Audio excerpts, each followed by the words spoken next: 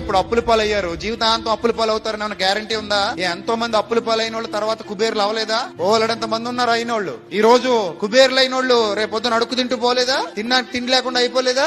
ఓలడంత మంది ఉన్నారు. అందుకే పెద్దలు అంటారు, బళ్ళు వాళ్ళు అవుతాయట, వాళ్ళేమవుతాయట, బళ్ళు అవుతాయట. పరిస్థితులు ఎప్పుడు ఒకలా ఉండవు, గుర్తుపెట్టుకోండి. చాలా మంది పరిస్థితులు ఎప్పుడు ఒకలాగే ఉంటాయనుకుని చచ్చిపోతుంటారు బుద్ధిహీనులు. వర్షాకాలాన్ని చూసి చచ్చిపోతే శీతాకాలం రాబోతుందన్న విషయం గుర్తుకు రావాలి నీకు. శీతాకాలంలో చలికి చచ్చిపోతారనుకుంటే ఎండాకాలం రాబోతుందన్న వాస్తవం అర్థం కావాలి నీకు. ఎండాకాలంలో వేడికి చచ్చిపోతారనుకుంటే వర్షాకాలం మరలా రాబోతుందన్న విషయం నీకు అర్థం కావాలి. లైఫ్ అనేది ఒక చక్రం, ఎప్పుడు ఒకలా ఉండదు. 9 నెలలు సంతోషంగా ఉండి 9వ నెల పూర్తయ్యేసరికి ప్రసవ వేదన అనుభవించి చచ్చిపోవాలన్నంత బాధ అనుభవించి తర్వాత పిల్లాడు కేర్ మనగానే అన్ని మర్చిపోయేవాడిని ఎత్తుకుని ముద్దులెట్టేసుకుని నవ్వేసుకుంటుంది తల్లి. అంటే ఈ సమస్యలు, కష్టాలు, కన్నీళ్లు వస్తాయి, పోతాయి, ఉండవు.